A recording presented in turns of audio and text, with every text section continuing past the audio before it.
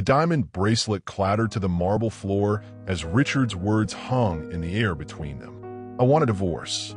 20 years of marriage ended in 5 words that shattered Denise Matthews' world. She'd spent that night sobbing on her bathroom floor, her best friend Vanessa's sympathetic voicemail playing on speaker. Have you ever had to face the person who shattered your heart while pretending you weren't breaking inside? Hi viewers, kindly tell us where you're watching from and what time it is. Warm welcome to the family. Enjoy the story. What she didn't know then, Vanessa was already wearing Richard's ring, laughing at her pain from the luxury of his beach house, the one Denise had decorated but never got to enjoy. 18 months later, Denise stands at the entrance of Atlanta's most prestigious charity gala, watching her ex-husband freeze mid-conversation as he spots her. The woman they'd written off as collateral damage has returned, not as a victim seeking sympathy, but as a power player about to announce her hostile takeover of his company's most valuable assets. By morning, the business world will understand what Richard is just beginning to realize. The woman he discarded like yesterday's newspaper has become his most dangerous adversary. Have you ever dreamed of the perfect comeback after someone broke your heart? This story reveals how the most devastating betrayals can fuel the most spectacular transformations, if you're brave enough to rise from the ashes. Follow along as I reveal how Denise Matthews turned personal devastation into professional domination, and whether revenge truly is a dish best served in a designer gown at your ex's favorite charity event. Have you ever had to face the person who shattered your heart while pretending you weren't breaking inside? What mask did you wear? Strength or indifference? A hush fell over the Atlanta charity gala as Denise Matthews stepped through the grand doors. Her black gown clung to curves that hadn't forgotten confidence, the slit high enough to make old money clutch their pearls. But it wasn't her dress that silenced the room. It was the audacity of her presence. Across the ballroom, Richard's champagne glass froze halfway to his lips. His new wife's fingers dug into his arm, her crimson nails like fresh wounds against his black tuxedo. Is that? Vanessa's voice trailed off, unnecessary. The woman they'd written off as collateral damage had just walked in looking like the bomb herself. 18 months earlier, Denise had returned from a charity weekend to find half the closet empty and divorce papers on her pillow. 20 years of marriage ended with the stroke of a pen and the thud of a closing door. But what truly gutted her wasn't Richard's departure. It was discovering whose bed he'd run to. Denise's eyes locked with Richard's across the champagne fountains and ice sculptures. For a moment, something electric passed between them, a current that hadn't been fully switched off. She maintained her smile, even as memories flashed like strobe lights. Richard's hands cupping her face on their wedding day, his body pressed against hers in their Houston home. His voice on the phone, "I'll be working late again." Lies. All of it. "Mrs. Matthews, you look stunning tonight." The gala chairman kissed her cheek, loud enough for nearby conversations to pause. "Your donation to our foundation was extraordinarily generous." She nodded graciously. "Just the beginning of what I hope to accomplish." Heads turned. Phones appeared. Atlanta's elite recognized a power shift when they saw one. Denise glided through the crowd, accepting champagne from a waiter. Her hand didn't tremble. She'd practiced this moment for months. Each investment, acquisition, and strategic partnership had been building to tonight. "I didn't expect to see you here," came a male voice behind her. Richard, still wearing that cologne she once bought him for their anniversary. Denise turned, her face a masterpiece of pleasant indifference. "Richard, marriage suits you. The extra 10 pounds especially." His jaw tightened. He'd spent their marriage obsessing over maintaining his physique, terrified of the middle-aged spread that had claimed his father. "You look." His eyes traveled down her body, lingering where the fabric embraced her hips. "Careful," she warned, her voice honey-coated steel. "Your wife is watching." And indeed, Vanessa was, her former best friend from Florida State, tracking them like a hawk from across the room, champagne flute gripped too tightly. "We should talk," Richard said, stepping closer. Close enough that she caught the familiar heat of his body, awakening sense memories she'd tried to bury. "We had 20 years to talk," Denise replied. Fascinating that you find your voice now. The auction bell chimed, saving her from whatever he might say next. As guests moved toward the ballroom center, Denise positioned herself strategically, visible to everyone, especially the business associates who had sided with Richard during the divorce. You didn't have to come tonight, Richard murmured, suddenly beside her again. This is my territory. Denise smiled, genuine amusement dancing in her eyes. That's your first mistake, Richard. Thinking any of this belongs to you. She hadn't come for revenge. She'd come to make him irrelevant. But the heat in his eyes suggested he wasn't finished with her yet. Have you ever had to face the person who shattered your heart while pretending you weren't breaking inside? What mask did you wear? Strength or indifference? The auction items glittered under spotlight. Vacation packages, art pieces, and exclusive experiences designed to loosen wealthy pockets for charity's sake. But Denise's focus remained on her breathing. In out, measured, controlled, unlike the last time she'd seen Richard. The next item, announced the auctioneer, is a VIP package to the Masters tournament. Front row access, private accommodations, and exclusive dinners with past champions. Richard straightened. The Masters was his playground, where he courted investors and closed deals away from conference rooms. He'd taken Vanessa last year, parading her around Augusta National like a trophy. Denise smiled into her champagne. Bidding starts at $50,000. Richard's hand shot up immediately. No surprise there. He'd sponsored this particular package for the past 5 years.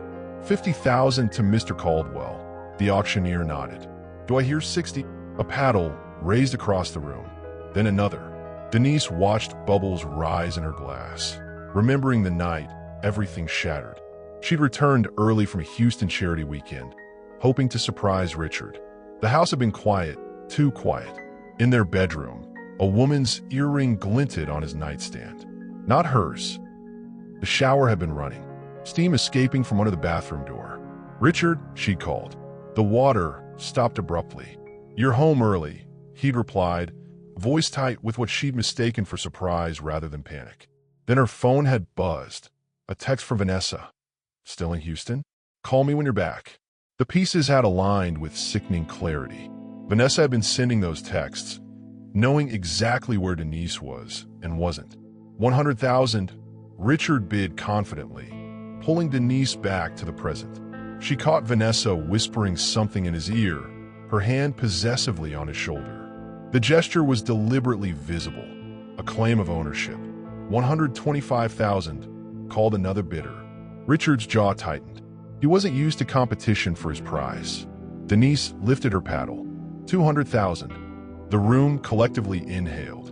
Richard's head snapped toward her, eyes narrowing. 200,000 to Mrs. Matthews, the auctioneer announced, barely concealing his surprise. Do I hear 225? Richard stared at her, pulse visibly throbbing at his temple. This was more than a bid. It was a declaration of war. 250, he countered, voice clipped. Denise didn't hesitate. 300,000. Murmurs rippled through the crowd. Someone whispered, isn't that his ex-wife?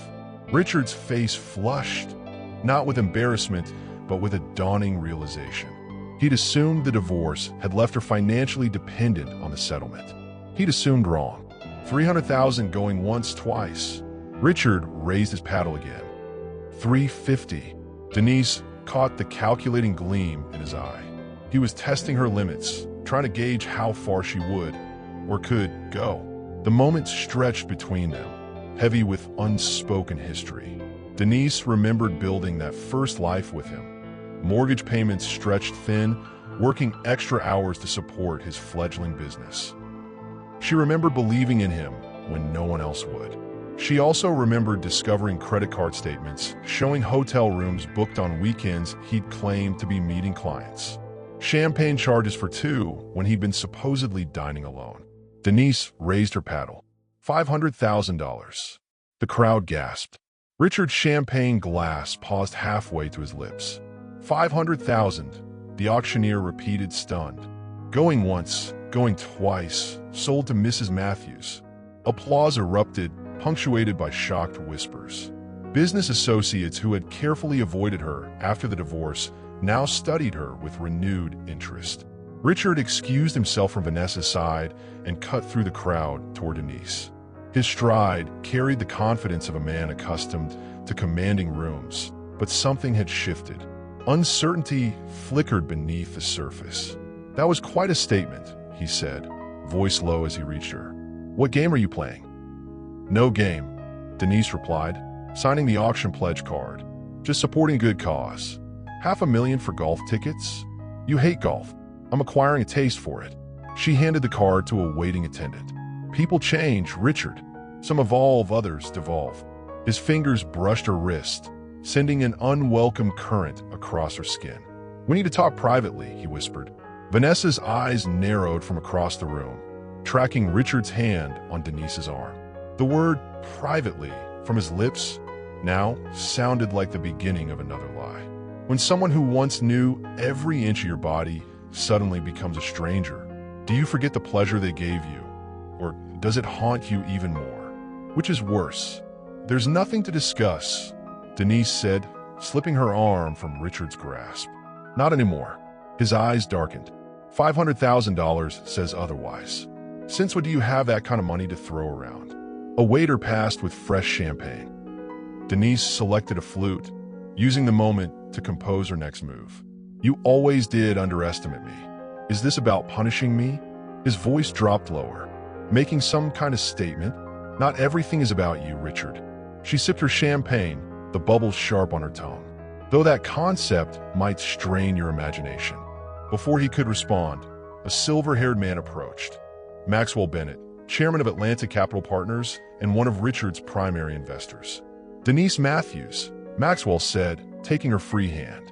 "What a pleasure to see you again." Richard's posture stiffened. Maxwell had pointedly avoided using her married name. Caldwell, a subtle acknowledgement of her reclaimed identity. "Maxwell," she smiled warmly. "How's Caroline? Still terrorizing the garden club?" Ruthlessly, Maxwell laughed. "She asks about you often.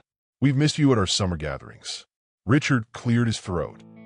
"Max, I was hoping we could discuss the Charleston project tonight." "Actually," Maxwell interrupted, eyes still on Denise, "I'd love to hear about this foundation of yours. Caroline mentioned something about your work with female entrepreneurs." Richard's face registered the blow. For 20 years, he'd been the focus of these conversations while Denise played supportive wife. The role reversal clearly disoriented him. "I'd be happy to tell you all about it," Denise replied. "Perhaps over lunch next week?" "Perfect. My office will call yours." Maxwell nodded to Richard almost as an afterthought. "Excuse us, won't you, Richard? Denise and I have some catching up to do." As Maxwell guided her away, Denise felt Richard's stare burning into her back. She'd just commandeered his most significant investor's attention in under 2 minutes. "You've certainly made an entrance tonight," Maxwell murmured as they moved through the crowd. "Richard looks like he's seen a ghost." "Not a ghost," Denise corrected. "Just a woman he thought he'd written out of the story." Maxwell's eyes crinkled with appreciation. "Caroline will love hearing that. Now tell me, this foundation, is it just philanthropy, or is there a business angle I should know about?" For the next 20 minutes, Denise outlined her vision, a combination of venture capital funding and mentorship for women rebuilding after major life upheavals. Divorce, illness, career setbacks. By the time she finished, 3 other investors had joined their circle, business cards discreetly exchanged. Across the room, Richard stood with Vanessa, his attention repeatedly drifting to Denise despite his wife's animated conversation with her table mates. His expression had progressed from dismissive to concerned. "Good, let him wonder." Denise excused herself to visit the ladies' room, needing a moment of solitude. The marble-clad powder room offered temporary sanctuary from the weighted stairs and whispered speculations. She touched up her lipstick, examining her reflection. The woman staring back bore little resemblance to the shell she'd been 18 months ago, crying on the bathroom floor of the home she'd made with Richard. That woman had believed her value came from being Mrs. Richard Caldwell. This woman knew better. Her phone buzzed with a text from her assistant. "Houston deal closed. Paper signed. We own it." A smile curved Denise's lips. Perfect timing. When she emerged, Richard was waiting in the hallway, away from prying eyes. "We need to discuss what's happening here," he said, blocking her path. "Move, Richard. Not until you explain what game you're playing with Maxwell. His firm has been with me for 15 years. Interesting how you see business relationships as possessions," she noted. "Maxwell is an adult capable of deciding who he wants to do business with." Richard stepped closer, lowering his voice. "Is this revenge for the divorce?" The hallway suddenly felt too narrow, too intimate. His familiar scent, sandalwood and amber, triggered memories of moments she'd tried to forget. Nights when his lips had traced paths down her body, when she believed his whispered devotions. "This may shock you," she said, forcing her voice to remain even, "but I built something for myself. Something that has nothing to do with you." "With what money?" he challenged. "The settlement barely covered the house." Denise smiled. "You never did pay attention to our finances, did you? Too busy working late." She put air quotes around the phrase. "While you were occupying yourself with my best friend, I was making investments. Smart ones." Confusion crossed his face, followed by the first flickers of alarm. The auctioneer called her bid, and Richard's jaw tightened. "Don't do this," he warned. She smiled and raised her paddle again. Not for revenge, but because he needed to understand she was no longer his to command. The doors to the ballroom opened, and the gala chairman appeared. "There you are, Mrs. Matthews. We're ready for the major announcement."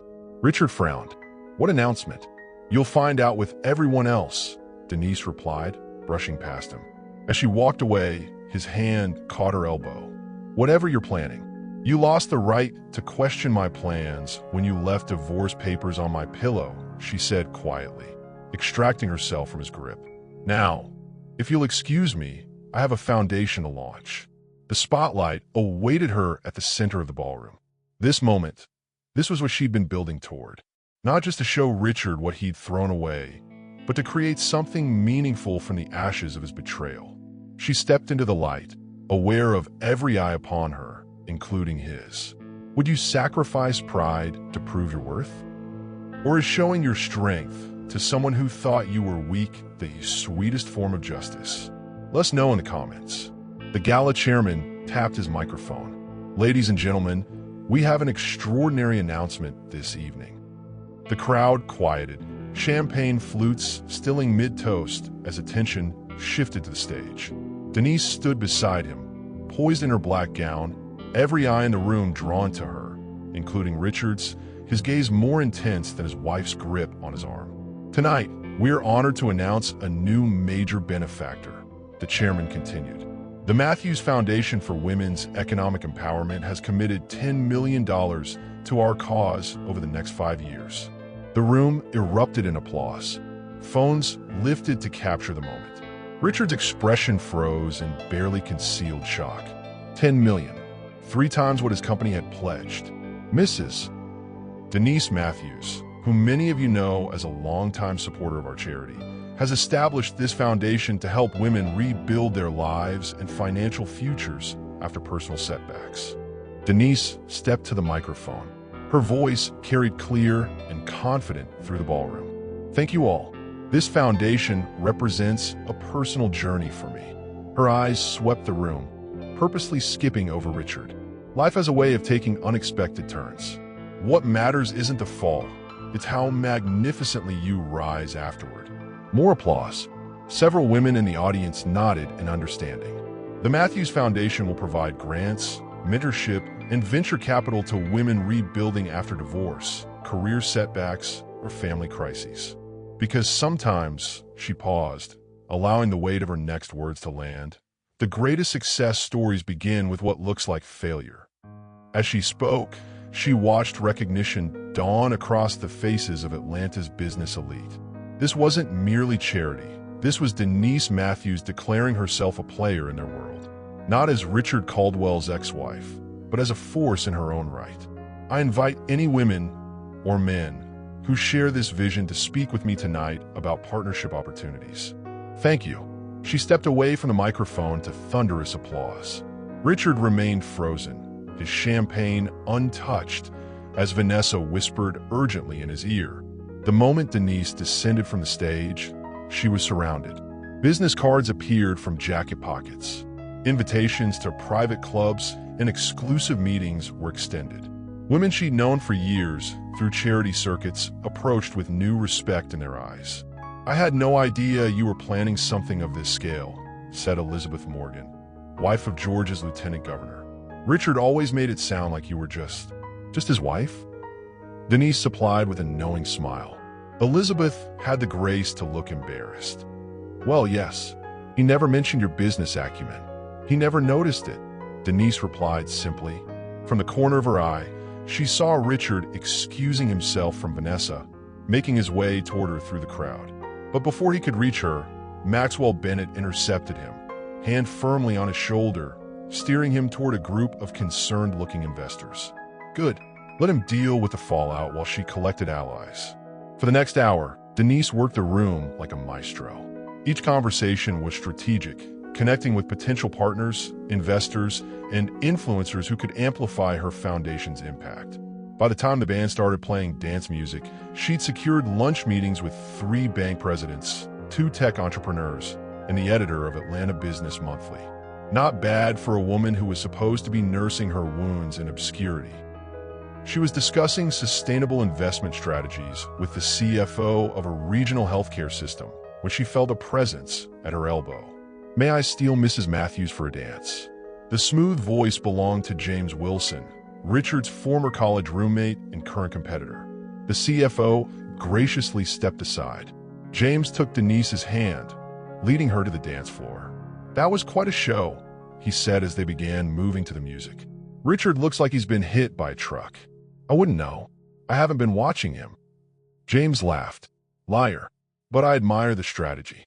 His hand rested properly at her waist, but there was nothing proper about the appreciation in his eyes as they moved together. "You know, he's been telling everyone you got the house and not much else, that you'd be coming back begging within a year." Heat flashed through her. "Is that so? Makes tonight even more delicious to witness." James guided her through a turn that offered a clear view of Richard watching them, jaw tight, Vanessa tugging ineffectually at his sleeve. "I didn't do this for him," Denise said. "Of course not. But it doesn't hurt that he has a front row seat to your triumph, does it?" The music shifted to something slower. James pulled her slightly closer, not inappropriately, but enough to send a clear message to onlookers. "You know he still talks about you," James murmured, his breath warm against her ear. "I don't care what Richard says. You might, especially when he drinks too much at the club. Gets nostalgic." James' eyes held hers. "Mentions things a gentleman shouldn't share about his ex-wife." Denise's rhythm faltered slightly. "What kind of things? How you taste? The sound you make when you—" "Stop." Her voice was quiet but sharp. James smiled apologetically. Just thought you should know what he's capable of. The man I knew in college wouldn't have done that. Money changed him." The song ended. Denise stepped back, composing herself.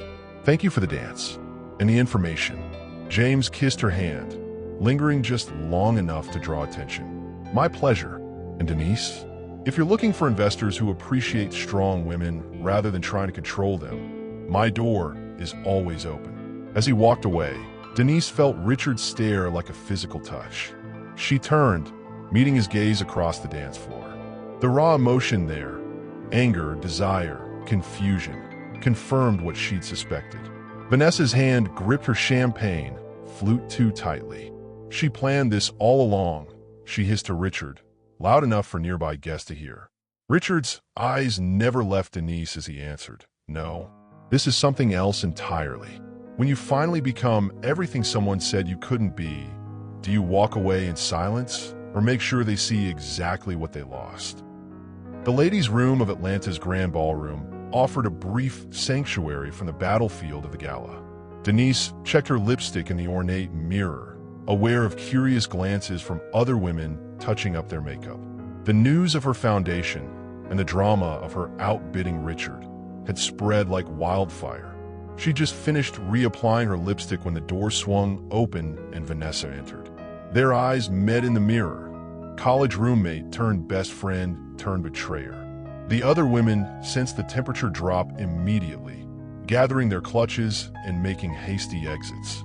"You've got everyone fooled," Vanessa said once they were alone, her voice tight as she approached the mirror. Denise capped her lipstick. "Hello to you too, Vanessa. $10 million? Vanessa laughed incredulously. "Where did you even get that kind of money? We both know Richard left you with barely enough to keep the house. Clearly, you don't know as much as you think." Denise turned to face her directly.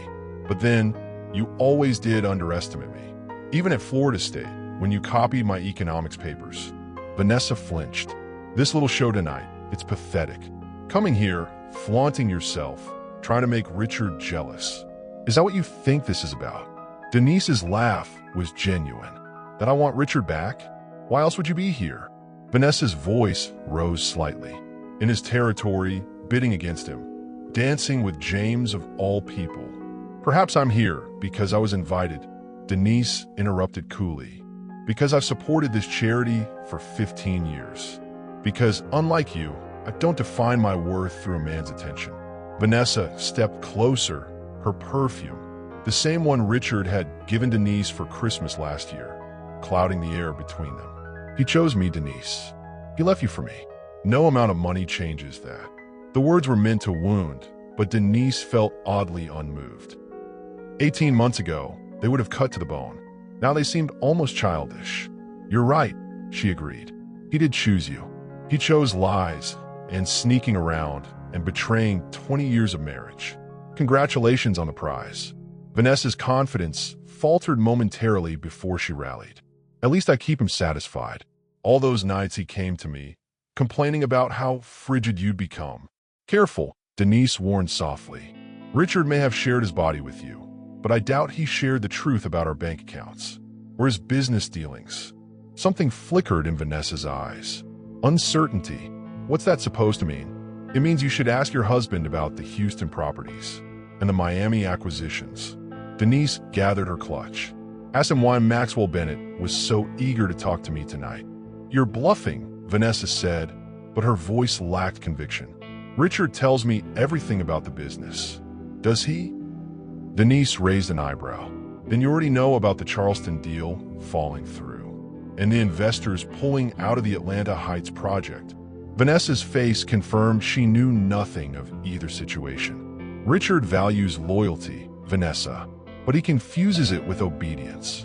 Denise moved toward the door. "You showed him you weren't loyal to me as a friend. How long before he wonders if you'll be loyal to him as a wife? You can't stand that he's happy with me." Vanessa hissed, desperation leaking into her voice. "That's what this whole charade is about, trying to make him want you back." Denise turned at the door, her smile genuinely amused. "You can keep him, Vanessa, but everything else he values?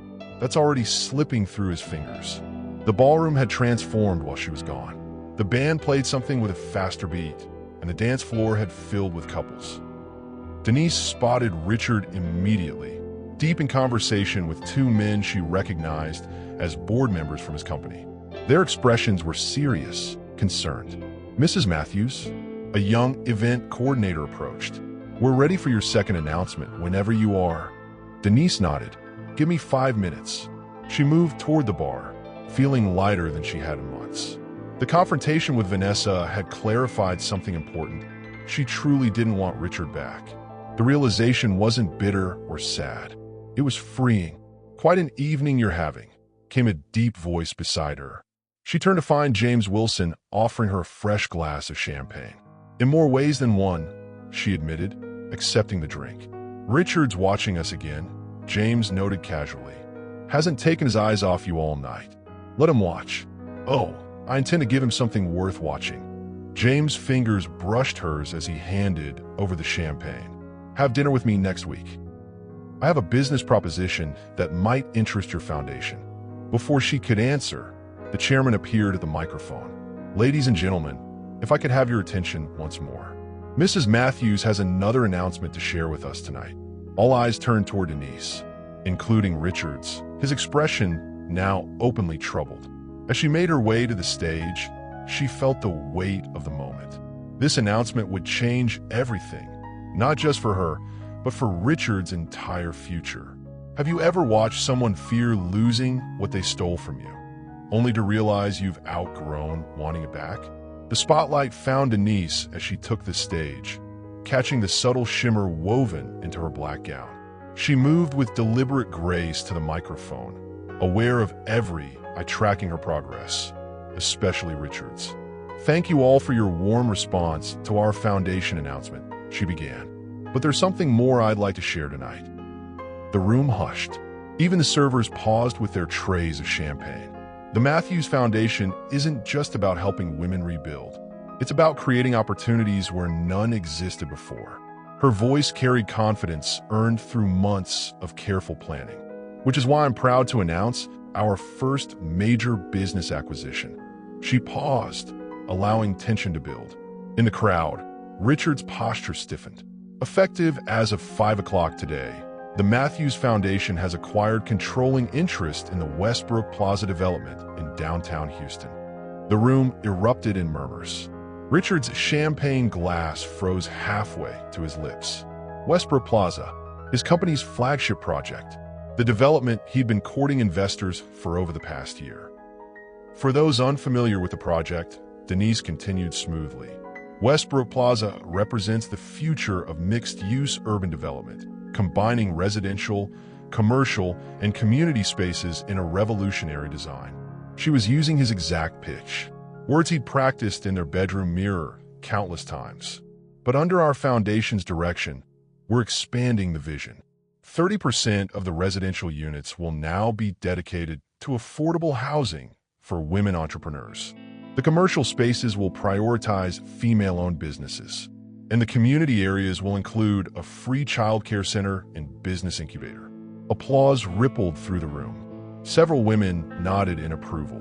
Business cards appeared from purses and jacket pockets as people recognized the networking opportunity unfolding. From the corner of her eye, Denise saw Richard excuse himself from his group and push toward the exit, phone already pressed to his ear.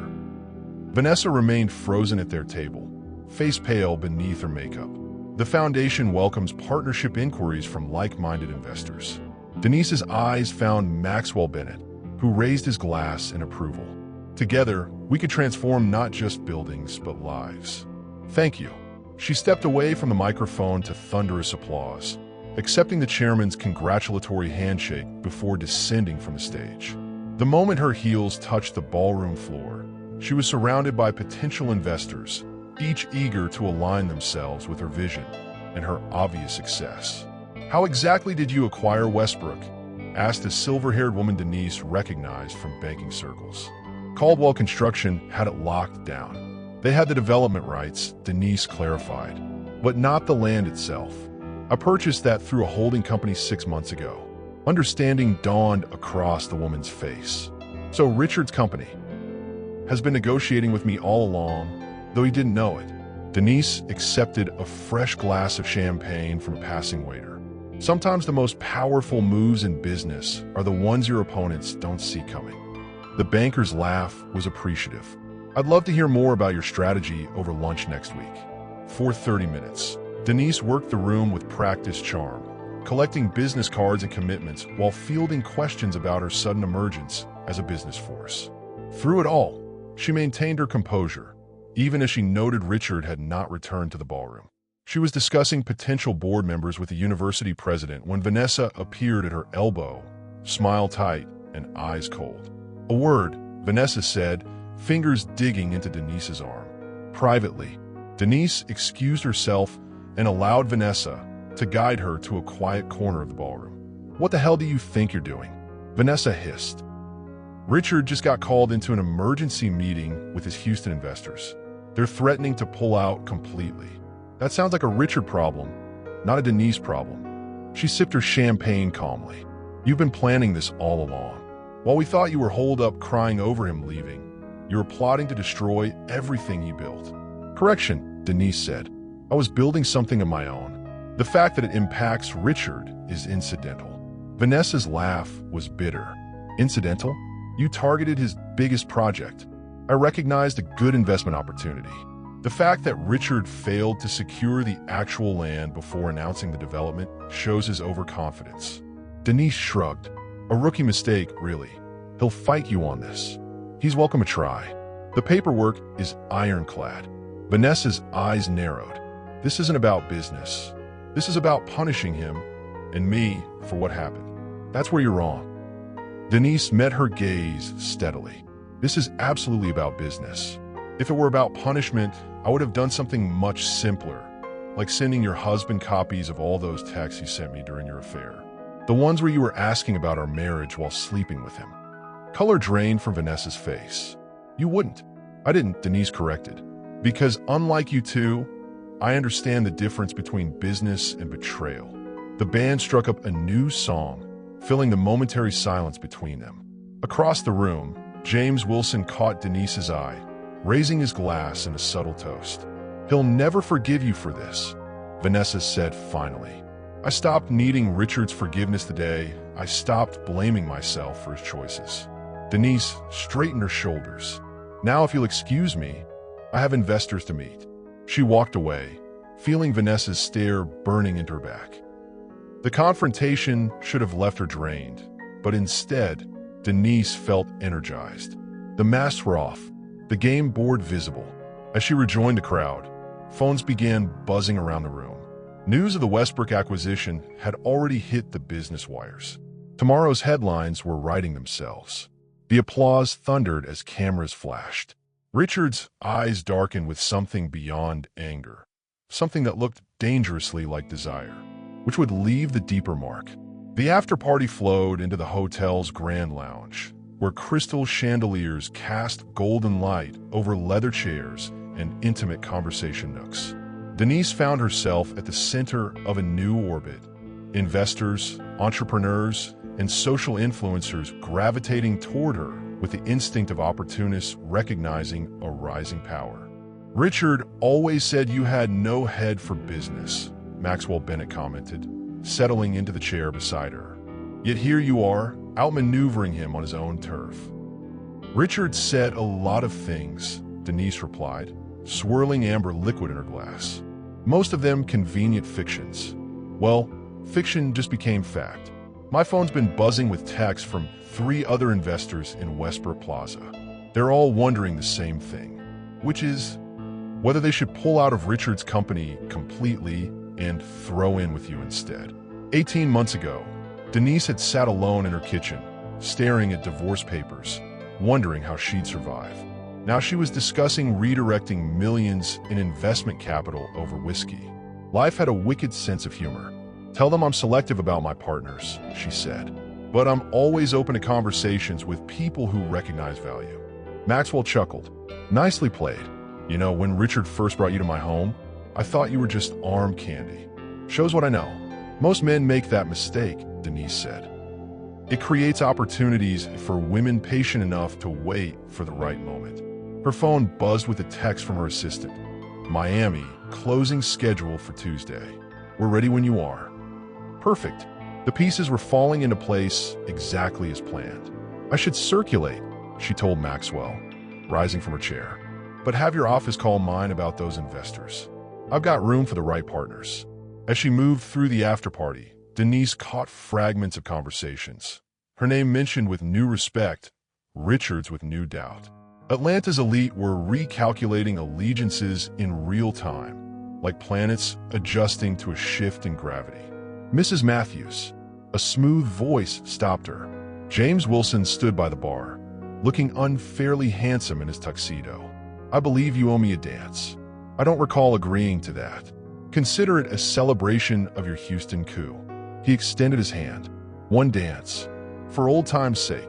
We don't have old times, she reminded him, but placed her hand in his anyway. He led her to the small dance floor, where couples swayed to the jazz quartet in the corner.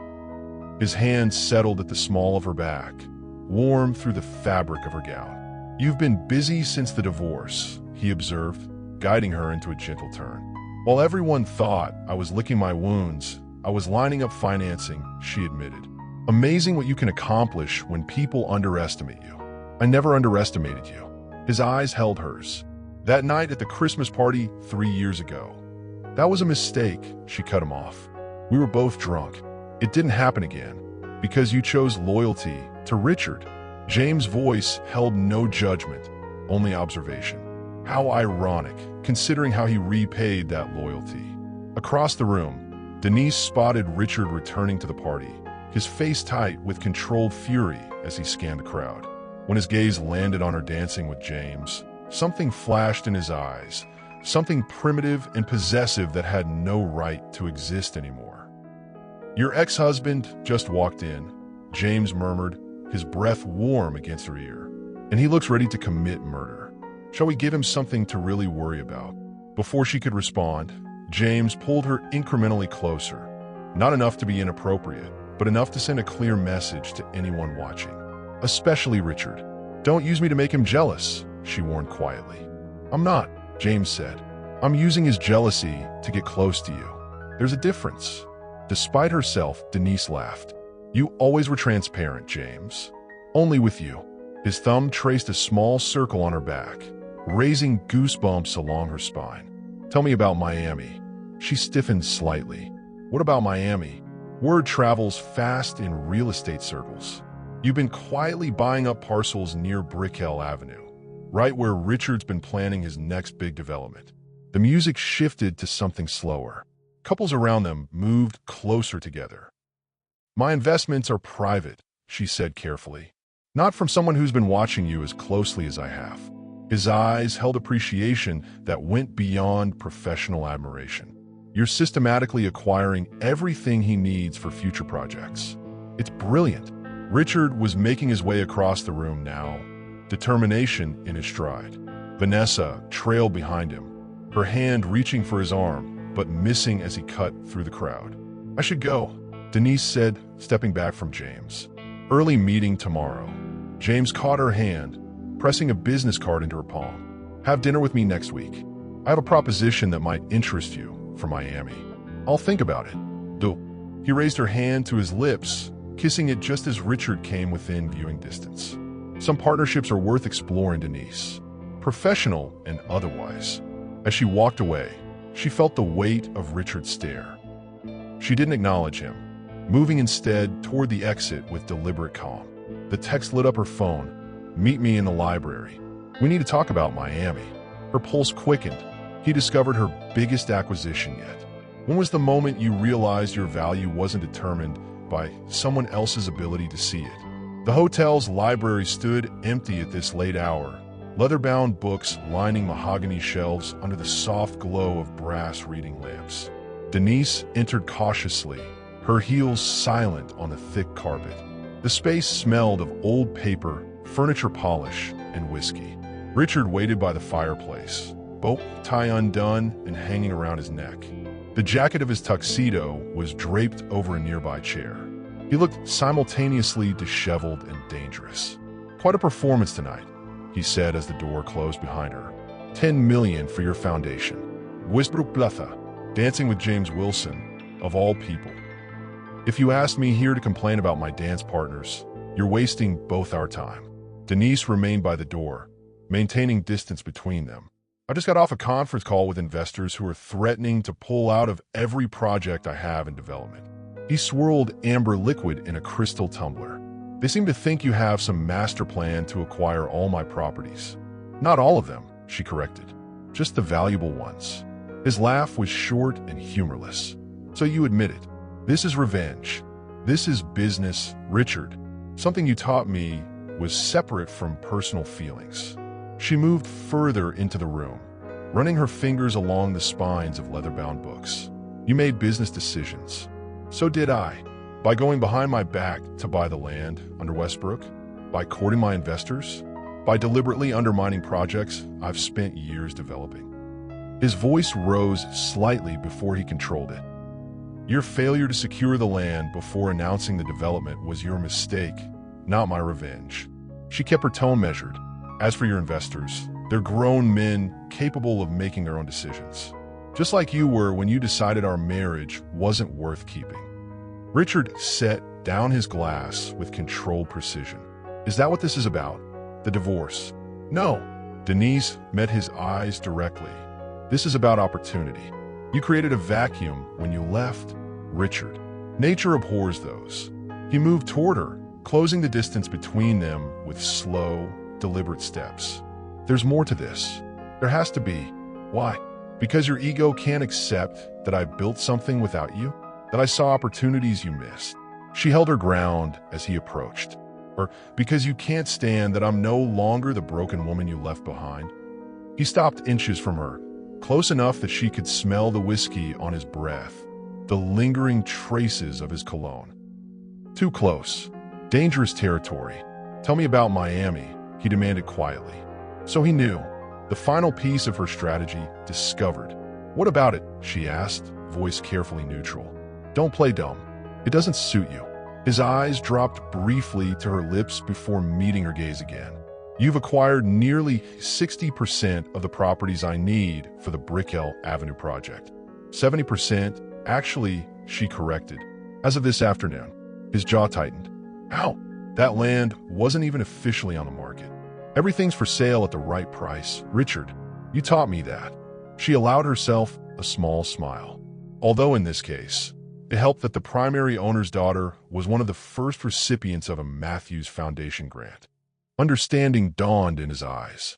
You're using the foundation to create business connections. I prefer to think of it as alignment of interests. The foundation helps women rebuild.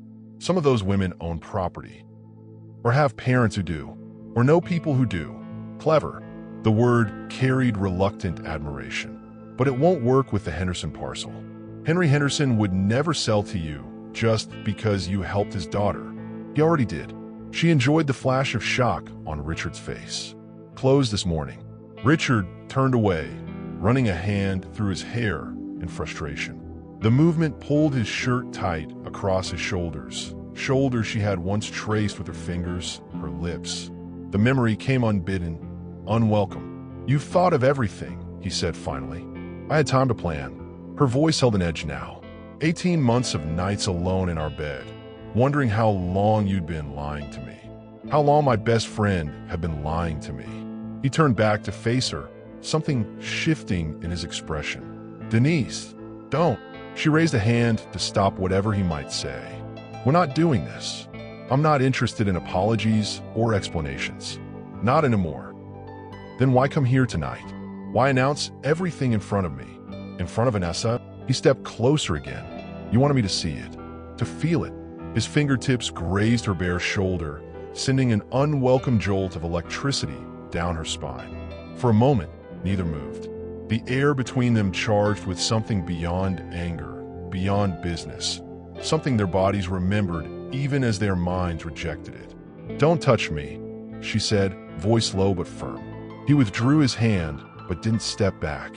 You could have done all this quietly, bought the properties, launched the foundation, but you chose tonight, this gala, where you knew I'd be with Vanessa, where everyone who matters in Atlanta would witness it. Perhaps I wanted witnesses, she admitted, so there would be no doubt about who did what. Or perhaps you wanted to make sure I felt every blow, he countered. That's not business, Denise. That's personal. They stood too close in the quiet library, the weight of their history pressing down like a physical force. For a dangerous moment, Denise felt the pull of old habits, the urge to reach for him despite everything, her body betraying her mind's better judgment. You didn't just take my properties, he realized aloud, eyes widening. You've been systematically acquiring everything I plan to build for the next 5 years. If your body still responded to someone your mind knows is poison, would you admit it or deny it? Not everything, Denise clarified, taking a deliberate step back from Richard. Just the cornerstones, the properties that make or break each development. Richard's eyes never left her face, studying her with the intensity he once reserved for architectural drawings. How did you even know which parcels to target? Those plans weren't public. You left your laptop passwords unchanged, she said simply, and you always did keep meticulous notes.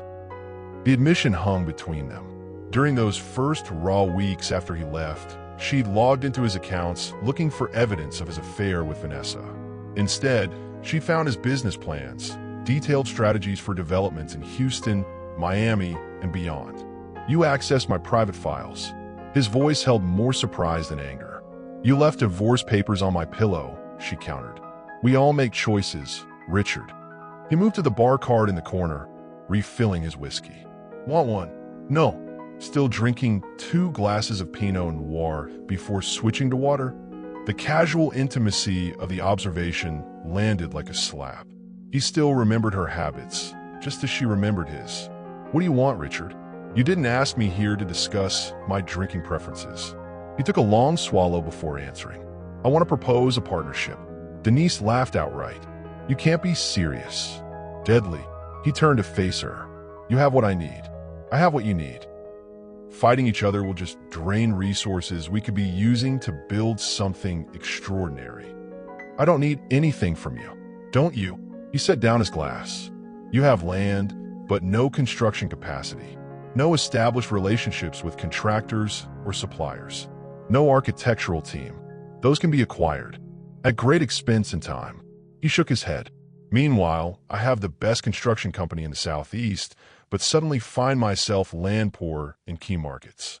We're perfect complements, Denise, just like we always were. The proposal was logical, reasonable even, which made it all the more dangerous. You want me to help you after what you did? She couldn't keep the disbelief from her voice. I want us to help each other, he corrected. This isn't about our marriage or the divorce. It's about business opportunity. You said it yourself. Personal and professional are separate. Denise moved to the window, looking out at Atlanta's glittering skyline. The irony wasn't lost on her. For years, she'd wanted Richard to see her as a business equal, to value her mind the way he valued her support. Now that he finally did, it came tainted with betrayal. How would Vanessa feel about this partnership? She asked finally. Vanessa doesn't make my business decisions. No, she just makes decisions about sleeping with her best friend's husband. The words came out sharper than intended. Richard had the grace to look away. I deserve that. You deserve worse. Probably. He approached her again, stopping a respectful distance away this time. But think about it, Denise. We could create something bigger than either of us could alone. The foundation gets the association with an established company. Caldwell Construction gets the land it needs. The projects move forward with both our visions incorporated. It made business sense. That was the problem. I'd want controlling interest, she said, testing him. 51%. To her surprise, he nodded. I can live with that, provided I maintain operational control of construction. And the foundation's affordable housing commitments would be non-negotiable. Agreed. Your investors would need to match my $10 million commitment to the foundation. He hesitated only briefly. I'll make it happen. They were negotiating, actually negotiating as equals. The realization was both vindicating and surreal. I need everything in writing, she said. Legal guarantees that you can't push me out once you get what you want. Same goes for you. His eyes held hers. Trust runs both ways. Trust. The word hung between them, loaded with history. I'll have my lawyers draft something, she said finally. But I'm making no promises. Relief visibly washed over him. That's all I'm asking for. A chance to explore the possibility. He extended his hand to seal the preliminary agreement. When their fingers touched, his thumb caressed her palm. A gesture so familiar her body remembered before her mind could object. Denise pulled her hand away, ignoring the unwelcome warmth that spread up her arm from the brief contact. This doesn't change anything between us personally. Of course not, but his eyes said otherwise, tracking her movements with a hunger that had no place in a business discussion. Her phone buzzed with a text. James Wilson, leaving soon. Nightcap in the bar. I should go, she said, suddenly needing distance from the charged atmosphere of the library. From Richard, from possibilities better left unexplored. Think about the partnership, he said as she moved toward the door. It makes sense, Denise. You know it does. She paused with her hand on the doorknob. I'll have my team run the numbers. That's all I can promise. As she walked out, his voice followed her. You always did take your coffee black with 1 sugar. Still do. The casual mention of such an intimate detail, the way he still kept her preferences cataloged, stopped her momentarily. Good night, Richard. She closed the door firmly behind her, leaning against it for just a moment to steady herself. This was dangerous territory, where business and history blurred, where old wounds and new opportunities collided. Could you partner with someone who once betrayed you if it meant creating something bigger than your pain? The hotel corridor stretched empty before Denise as she left the library, her mind racing with calculations and cautions. Richard's proposal made business sense, a clean, logical solution to their opposing positions. But business had never been their problem. Trust had. She had nearly reached the elevator when a voice cut through her thoughts. "Did you enjoy your private meeting?" Vanessa stood by the elevator doors, arms crossed over her sequin gown. Her mascara had smudged slightly, betraying emotions her rigid posture tried to hide. "It was productive," Denise replied neutrally, pressing the elevator call button. "I'm sure it was." Vanessa's laugh held no humor. "Richard always did enjoy your productivity. This was business, Vanessa. You might want to learn the difference." "Oh, I understand the difference perfectly." She stepped closer, her perfume, too heavy, too sweet, invading Denise's space. "What I don't understand is why my husband needs private meetings with his ex-wife." "Ask him." "I'm asking you." Vanessa's voice hardened. "What are you two planning?" The elevator arrived with a soft chime. Denise stepped forward, but Vanessa blocked her path. "Move. Not until you tell me what's going on. First the foundation, then Westbrook Plaza, now secret meetings." "A business partnership," Denise cut in, patience thinning. "Your husband proposed a business partnership. That's all." Vanessa's eyes widened briefly before narrowing with suspicion. "You're lying. Why would I bother?" Denise sidestepped her, entering the elevator. "Again, ask your husband." Vanessa followed her in, jabbing the lobby button with unnecessary force. "He won't accept a partnership with you. The board would never allow it." Funny, he seemed quite confident they would. The elevator began its descent, the small space amplifying the tension between them. "Stay away from him." Vanessa's voice dropped to a near whisper. "You had your chance. 20 years of chances. He's mine now." Denise studied her former friend. The defensive posture, the thinly veiled panic. It struck her suddenly that Vanessa was afraid. Not just irritated or jealous, but genuinely afraid of losing Richard. "You really love him, don't you?" The realization softened Denise's voice despite herself. "Don't act surprised," Vanessa snapped. "You think I would have risked our friendship for a fling?" "Honestly, I never thought you'd risk our friendship at all. That was my mistake." The elevator slowed, approaching the lobby. "If you pursue this partnership," Vanessa said quietly, "I'll make sure everyone knows how you built your so-called empire." Denise turned to face her fully. "What's that supposed to mean?" "I know things, Denise. Things about your early investments. The money you diverted from joint accounts before the divorce was final. The insider information you used." The elevator doors opened, but neither woman moved.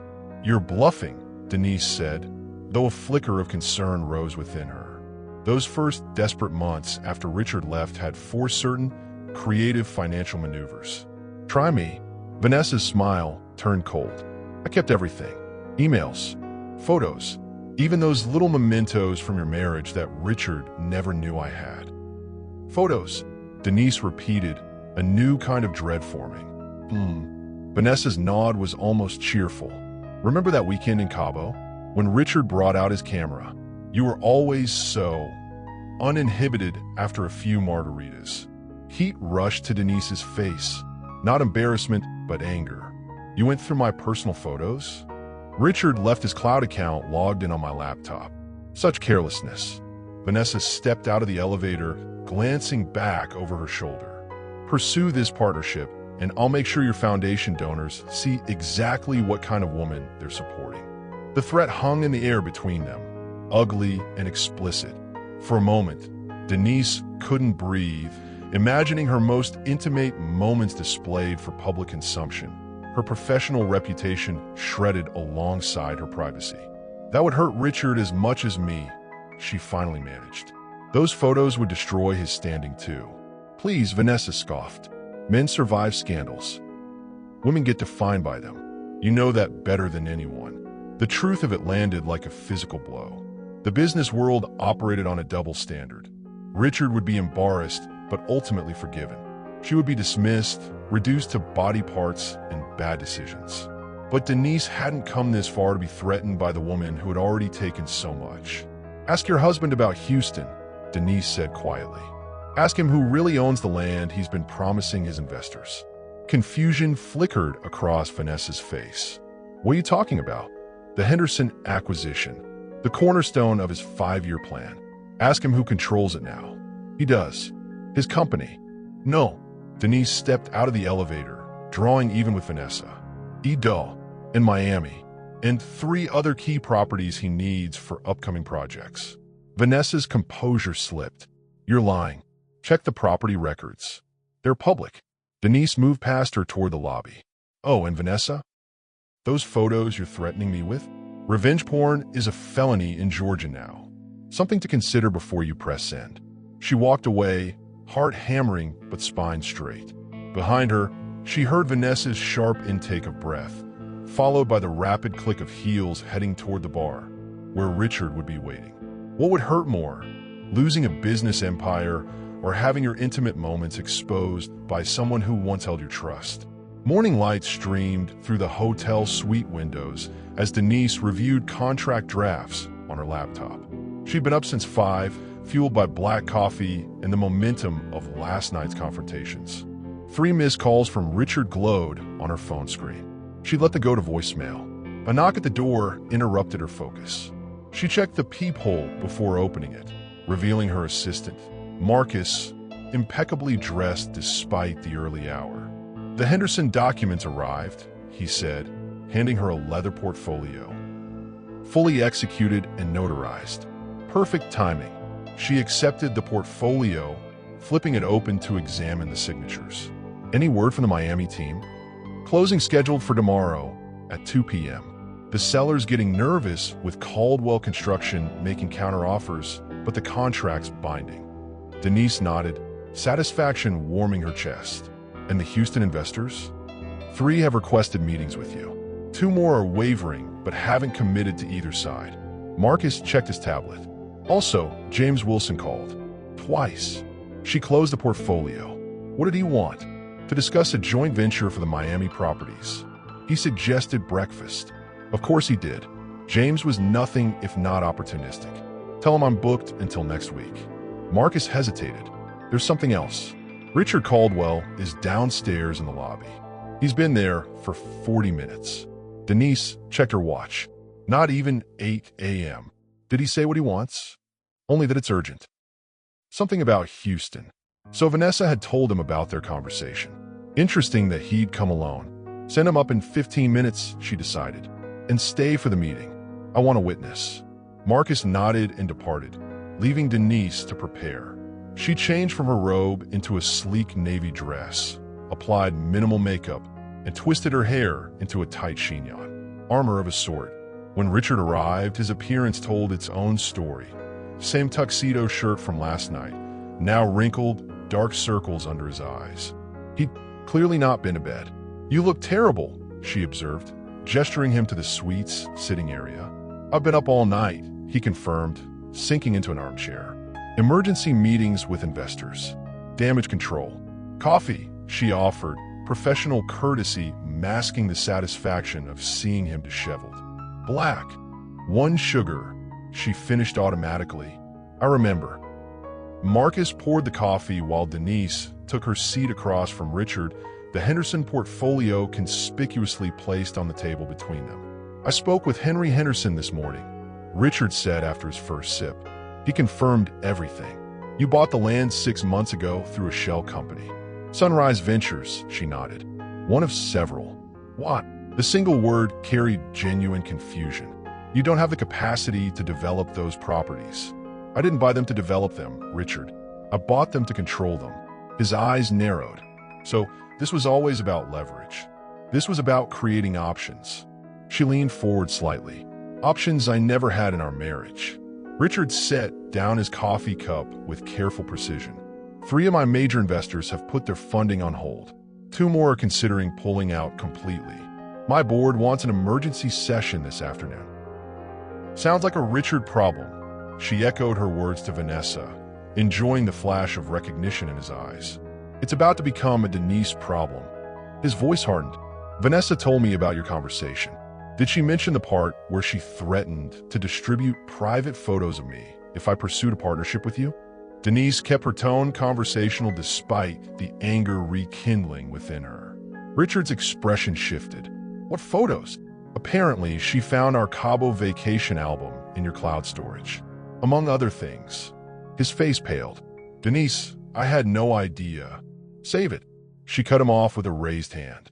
What matters now is that your wife is threatening me with revenge porn while you're asking for a business partnership. You can understand my hesitation. Marcus shifted uncomfortably beside her, his presence reminding both of them to maintain professionalism. Richard ran a hand through his disheveled hair. I'll handle Vanessa. Those photos, they'll be deleted. You have my word. Your word. Denise couldn't keep the irony from her voice. Like the vows you gave me? Those kinds of words. I deserve that, he acknowledged quietly. But this situation is bigger than us now. Without those properties, my company is in serious trouble. I know. Is that what you want? To destroy everything I built? The question hung between them, heavy with implication. Once, she might have said yes. Revenge had been a powerful motivator in those early days after he left.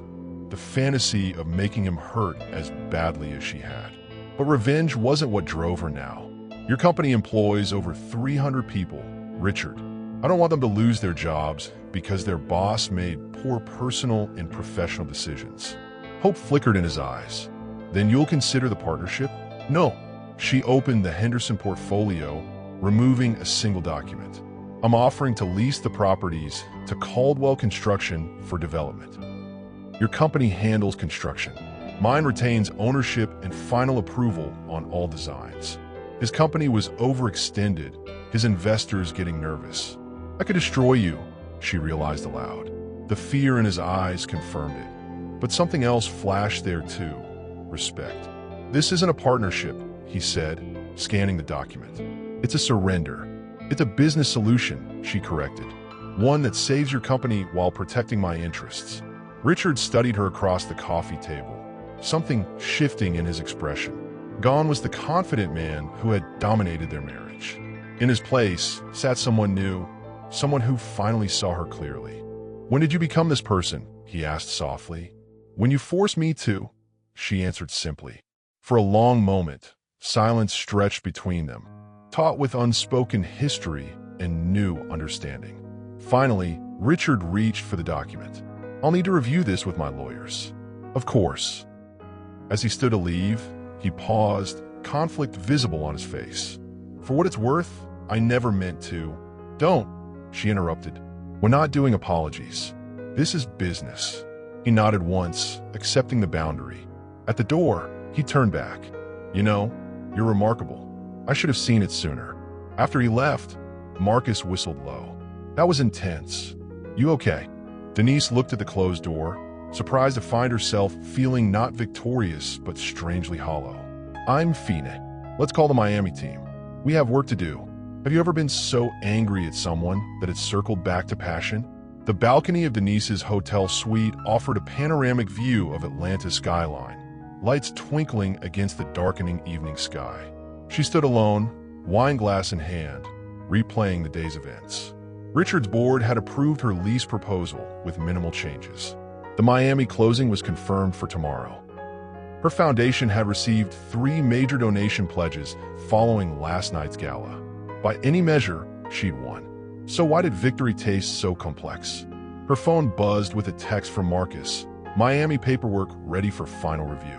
Sending now. She opened the attached document, scanning the terms one last time.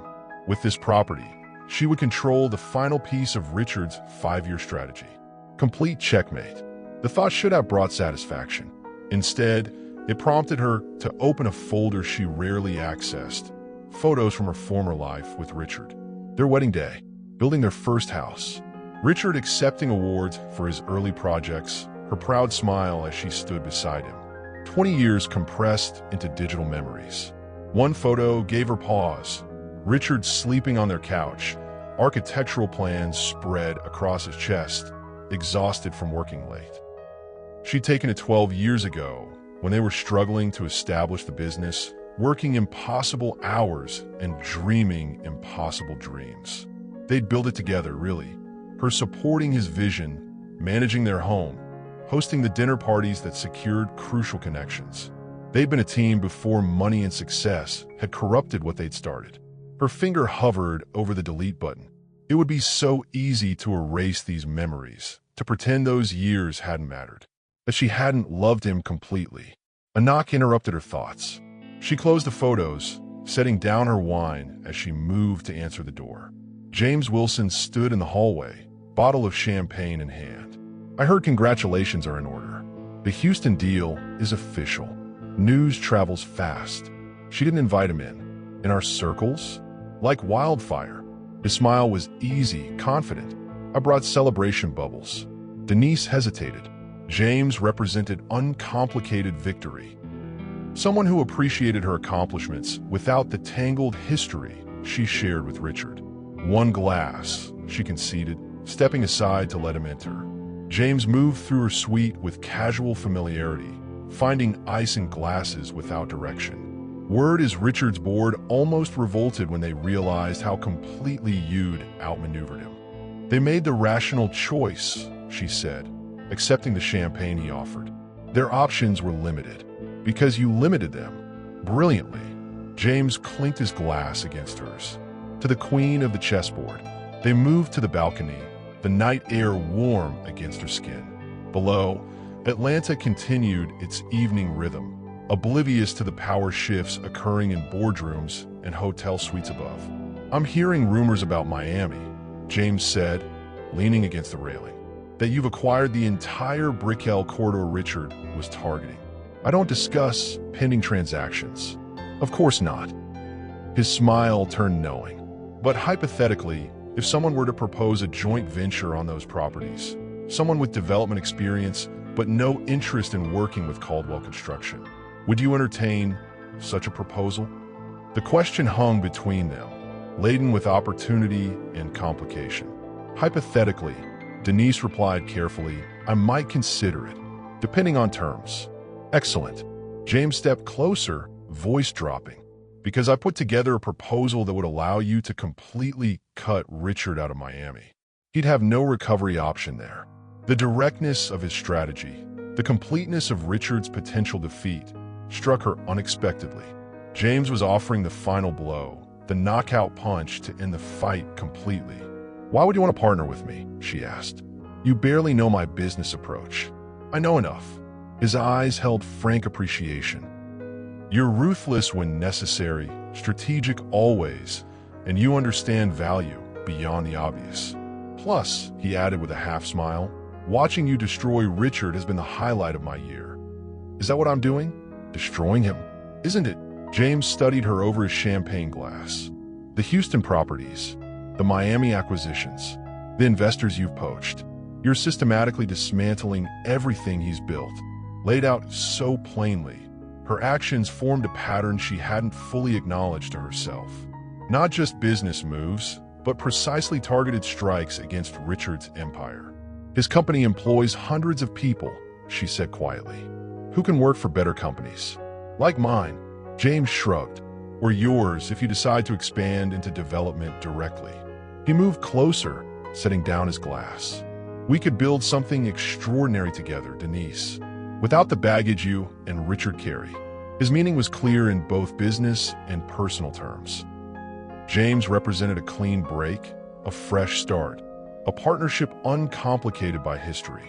I'll review your proposal, she said, maintaining professional distance despite his proximity. I was hoping for a more enthusiastic response. His hand brushed hers, the touch deliberate. I don't make decisions based on enthusiasm. That's why I've succeeded. James chuckled. Fair enough. He retrieved his glass, finishing his champagne. The proposal will be on your desk tomorrow. In the meantime, enjoy your victory. You've earned it. At the door, he paused. Dinner next week? To discuss the proposal. I'll check my schedule. After he left, Denise returned to the balcony, the night air cooler now against her skin.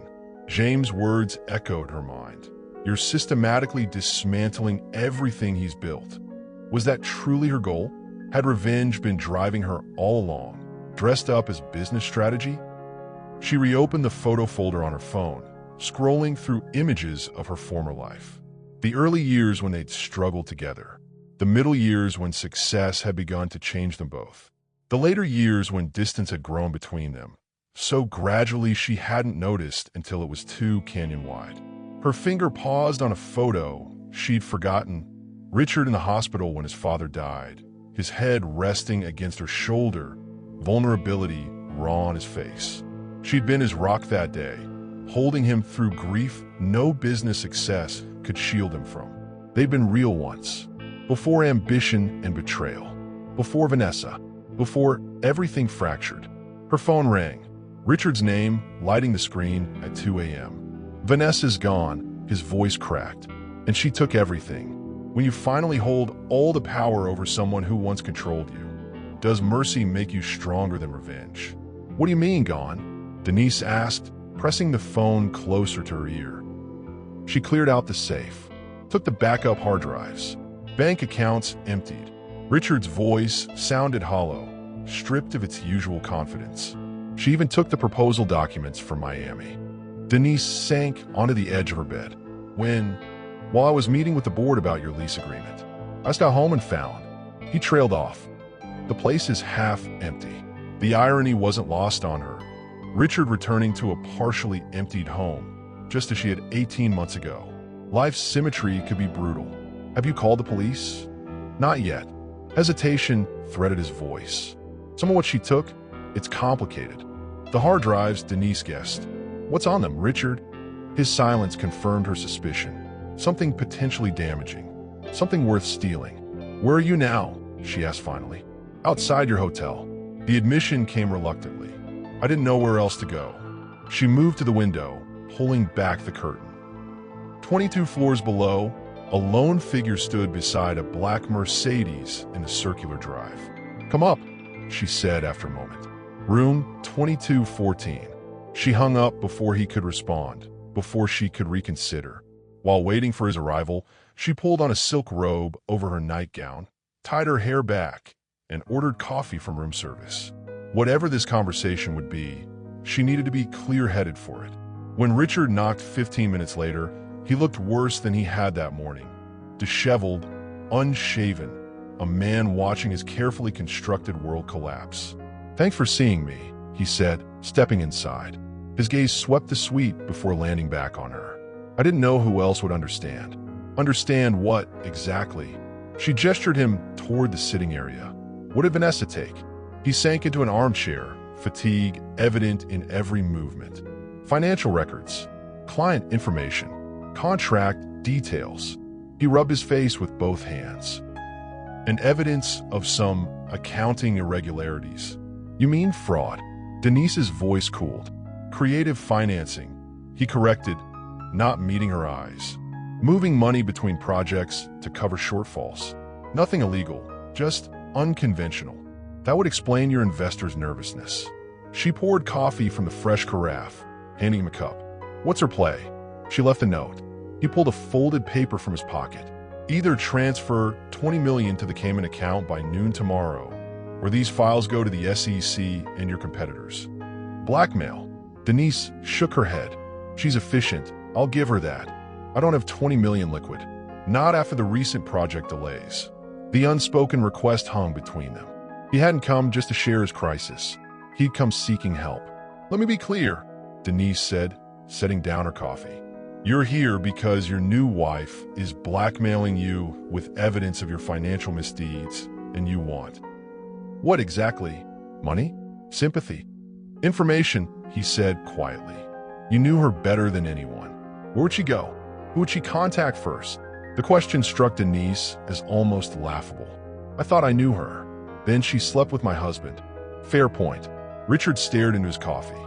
But you have better instincts than I do. You saw through her when I couldn't. Because I wasn't sleeping with her. No, because you're smarter than me. The admission came without hesitation. You always were. I just didn't want to see it. The compliment, unexpected and apparently genuine, momentarily disarmed her. The Vanessa I knew, she said finally, would go somewhere comfortable but anonymous. Not friends or family. They'd judge her. A high-end hotel probably, paid in cash. She'd be planning her next move, not running scared. Richard nodded slowly. That tracks with what I know of her. As for who she'd contact, Denise paused, realization striking her. James Wilson. Wilson? What? He approached me tonight with a ready-made proposal to develop the Miami properties. Too ready-made, as if he knew exactly what was happening between our companies. Richard's expression darkened. They've been talking. More than talking, I guess. The timing's too perfect. She tapped her fingers against her coffee cup, thinking. The hard drives, the Miami documents, the account access. She's setting up a new partnership. With my competitor, Jesus. Richard stood abruptly, pacing the suite. 20 years building this company, and she's going to hand it to Wilson on a silver platter. Along with me and my properties, apparently. The thought of being manipulated by both Vanessa and James ignited something cold and determined in Denise's chest. When's the Miami closing scheduled? Tomorrow at 2. What? That's not coincidence. Vanessa wants those properties transferred before you can stop it. Before you realize what she and James are doing. Richard stopped pacing, understanding dawning across his face.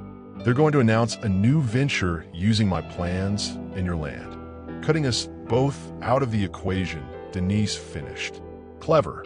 For a moment, they stared at each other. Mutual respect born of shared crisis. They'd been outplayed, at least temporarily. I have to call my lawyer, Richard said, reaching for his phone. Wait.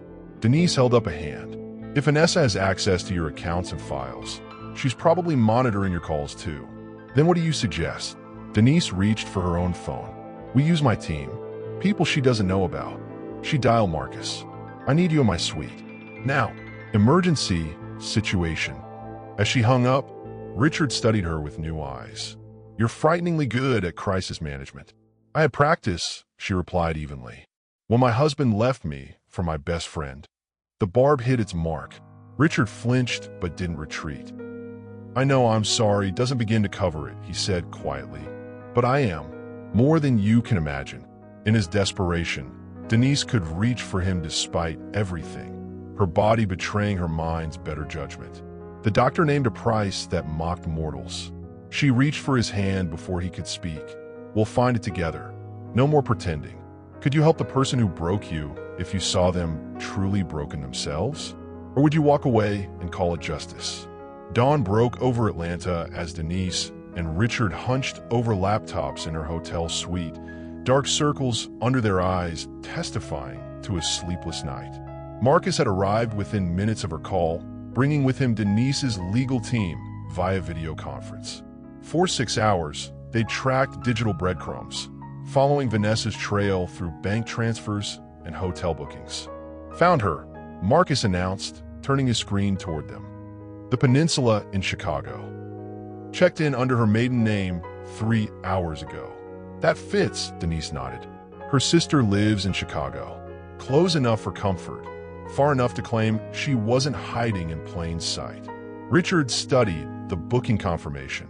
Room paid with a cashier's check. She's being careful. Not careful enough. Denise pointed to the reservation details. She booked a suite with 2 separate bedrooms. Understanding dawned on Richard's face. She's not alone. I'd bet my foundation James Wilson is with her. Denise checked her watch. 7:13 a.m. The Miami closing is in less than 7 hours. We need to move fast. Marcus slid a folder across the table. The legal team prepared these overnight. Temporary restraining orders against both Vanessa and Wilson, freezing any business transactions involving Caldwell Construction intellectual property. That buys us time, Richard acknowledged, but doesn't solve the core problem. The hard drives are backed up, Denise cut in. Aren't they? Richard's expression confirmed her suspicion. Cloud storage. Password protected, but Vanessa probably has the passwords. She shook her head in disbelief. For someone so strategic in business, you're remarkably careless with security. Trust makes you vulnerable, he admitted quietly. Something we both learned the hard way. The simple truth of it. The shared experience of betrayal. created a momentary connection between them, deeper than business rivalry or past marriage. Denise broke the silence first. We need to secure your cloud accounts immediately. Change all passwords. Enable two-factor authentication. Already on it. Marcus confirmed, fingers flying across his keyboard. But we need to assume she's downloaded everything already. Then we change the game. Denise straightened, a new clarity forming in her mind. If we can't prevent the information from getting out, we control how it's interpreted. Richard looked up sharply. What are you thinking? Press conference. This morning, we announce a merger between Matthews Foundation and Caldwell Construction. A merger? Richard's eyebrows rose. Yesterday, you wouldn't even consider a partnership. Yesterday, your wife hadn't stolen your company's secrets to give to your competitor. Denise stood, pacing the suite as her plan crystallized. Think about it. If we announce a merger, anything Vanessa leaks looks like part of a legitimate business transaction. The accounting irregularities become pre-merger disclosures. Richard considered this, calculation replacing exhaustion in his eyes.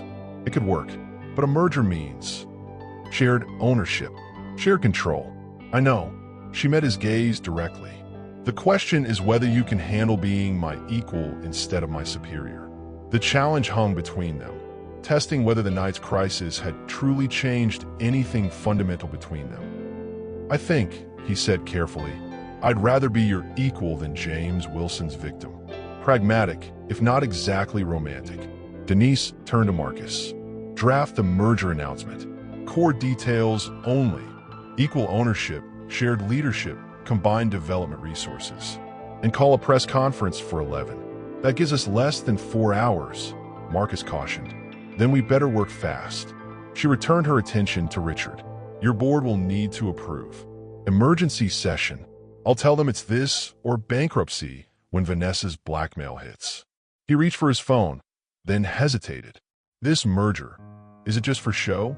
To counter Vanessa and James? The question carried weight beyond the immediate crisis. Was this a tactical maneuver or something more permanent? Let's get through today, Denise answered, neither committing nor refusing. Then we can decide what happens next. The next 3 hours passed in a blur of conference calls, legal documents, and strategic planning. By 10:30, Richard's board had approved the merger concept, motivated by the stark choice between Denise's proposal and Vanessa's blackmail. Financial teams worked to integrate the company's structures, while PR staff prepared statements. At 10:45, as Denise changed into a crisp white suit for the press conference, her phone buzzed with a text from an unknown number. Clever move. But I have what Richard fears most. Last chance to walk away. She showed the message to Richard, who had just returned from changing at his own hotel. She's bluffing, he said, but uncertainty shadowed his eyes. Are you sure? Is there something worse than the financial irregularities? Denise studied his face, reading the subtle tells she remembered from their marriage. Richard, full disclosure. Now, he hesitated, then sank onto the edge of the bed. There might be personal files. Things between Vanessa and me, from before the divorce. The implication was clear. Evidence of their affair, preserved in digital form. You kept records of your infidelity? Disbelief colored her voice. Not intentionally.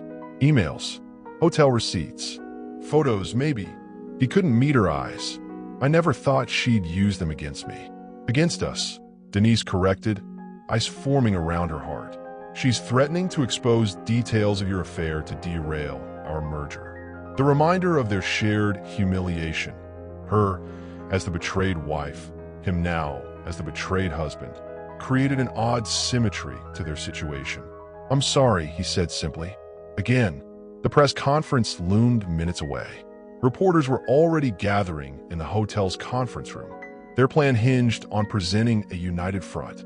If she releases those files, Denise said quietly, it will be embarrassing, painful, but not fatal. She straightened her shoulders. We've both survived worse. Richard looked up, something like admiration crossing his face. How are you not broken by all this? Who says I'm not? She offered her hand to pull him to his feet. I just don't let the broken pieces stop me from building something new. As they walked toward the elevator, Richard's hand brushed hers, not grabbing, not claiming, just acknowledging her presence beside him. A gesture that, 24 hours earlier, she would have rejected outright. Now, facing a common enemy, she let it happen. Not forgiveness, not reconciliation, just strategic alliance between equals. When betrayal circles back and makes enemies into allies, do you trust the new connection or guard against history repeating? Camera flashes erupted as Denise and Richard stepped to the podium together, a visual statement of their unexpected alliance. The hotel conference room overflowed with reporters summoned by the promise of breaking business news, the merger of two previously opposing forces. "Good morning," Denise began, voice steady despite the turmoil of the past 12 hours. "Thank you all for coming on such short notice. Today, Matthews Foundation and Caldwell Construction are pleased to announce a strategic merger of our organizations, effective immediately." Richard stepped forward. "This union creates an unprecedented development powerhouse, combining Ms. Matthews' land acquisitions with Caldwell's construction expertise. Together, we will revolutionize how urban spaces are developed across the Southeast." They proceeded through the prepared statement, alternating sections with practiced precision. To anyone watching, they appeared as calculated business partners, not former spouses thrust together by crisis. "We'll now take a few questions," Denise concluded, scanning the crowd of reporters. A journalist from the Atlanta Business Chronicle stood first. "This announcement comes as a surprise, given your public bidding war at last night's charity gala. What changed overnight?" Richard answered smoothly. "Sometimes the best business decisions emerge from healthy competition. Ms. Matthews and I recognized that our combined vision would create greater value than our separate efforts." From the back of the room, a voice called out, "Is it true Vanessa Caldwell emptied your joint accounts and fled with company data?" The question, clearly planted by Vanessa or James, sent a ripple through the press corps. Richard tensed beside her, but Denise stepped forward before he could respond. "Part of our merger process involved consolidating financial resources and securing proprietary information," she said, voice unwavering. "Any movement of funds or data was conducted under legal supervision as part of this transition." The practiced lie flowed easily, reframing Vanessa's theft as legitimate business activity. Several reporters nodded, making notes. "And what about the personal nature of your relationship?" asked a reporter from a tabloid outlet. "How does your divorce impact this business merger?" Denise felt Richard shift beside her, preparing to field the question. She placed a hand lightly on his arm, a gesture both restraining and supportive. "Our personal history gives us unique insight into each other's strengths and working styles," she answered. "In business, that kind of deep understanding is invaluable." The press conference continued for 20 minutes, each question designed to probe for weakness in their alliance, each answer carefully constructed to project unity and strategic purpose. By the time they concluded, the narrative had shifted from scandal to synergy. As they exited the conference room, Marcus approached with a tablet displaying breaking business news headlines. "Matthews Caldwell merger rocks real estate world," and "Power couple reunites for business dominance." "It's working," he confirmed. Stock in Caldwell Construction is already up 12% on the announcement. Richard checked his phone. Board members are ecstatic. The merger narrative is drowning out any whispers about financial irregularities. "What about Vanessa?" Denise asked. "Nothing yet," Marcus replied. "But my contact at the Peninsula confirms two guests matching Wilson and Vanessa's descriptions checked out 30 minutes ago." "They're running," Richard said. "Or regrouping," Denise countered. "This isn't over." They returned to her suite, where the legal team awaited with merger documents requiring signatures. Page after page of contracts transforming their separate enterprises into a single entity, their futures now officially intertwined. As Denise signed the final document, she felt the weight of the moment. 24 hours ago, she'd been plotting Richard's business demise. Now she was legally binding herself to him again, albeit in a different capacity. "The Miami closing is in 30 minutes, Marcus reminded them. "Our team is ready. but we should expect Wilson to contest it. Let him try, Richard said. With these signed, any claim he makes through Vanessa is invalidated. While they waited for confirmation from Miami, Denise stepped onto the balcony, needing a moment alone to process the whirlwind transformation of her carefully laid plans. The morning sun cast Atlanta in golden light, the city oblivious to the power struggles playing out in hotel suites and conference rooms. Richard joined her after a few minutes, maintaining a respectful distance. Second thoughts. Adjusting expectations, she corrected. This wasn't how I planned to build my empire. Few empires follow their founders' original blueprints. He leaned against the railing. The question is whether you can live with this version. The directness of his question, acknowledgement that this merger affected her plans more than his, reflected a new awareness between them. He understood what she had sacrificed to counter Vanessa's threat. I can live with equal partnership, she said carefully. I'm less certain about working with you daily. Because of our history, because trust, once broken, doesn't mend easily. She turned to face him fully. This merger solves today's crisis. But long-term, that depends on whether you've actually changed or just adapted to a new power dynamic. Richard nodded slowly, accepting the conditional nature of their alliance. Fair enough. I guess we'll both find out. Marcus appeared at the balcony door. Miami, closing confirmed. The properties are secured under the new merged entity. Relief washed through Denise. The cornerstone of her strategy, now their strategy, remained intact. And Vanessa? Richard asked. Our investigator tracked her and Wilson to a private airfield outside Chicago. They boarded a plane to Grand Cayman 30 minutes ago. Running to where the money is, Denise observed. Predictable. We'll deal with them when necessary, Richard said with newfound resolve. For now, we have a company to build. As Marcus withdrew, leaving them alone again, Denise felt the strange circularity of life. 18 months ago, she'd stood in an empty house, betrayed and discarded. Now she stood as an equal partner in a billion-dollar venture, her betrayer beside her not as husband, but as business ally. The phoenix of mythology burned to ash before rising renewed. Perhaps partnerships followed the same pattern, destruction before transformation.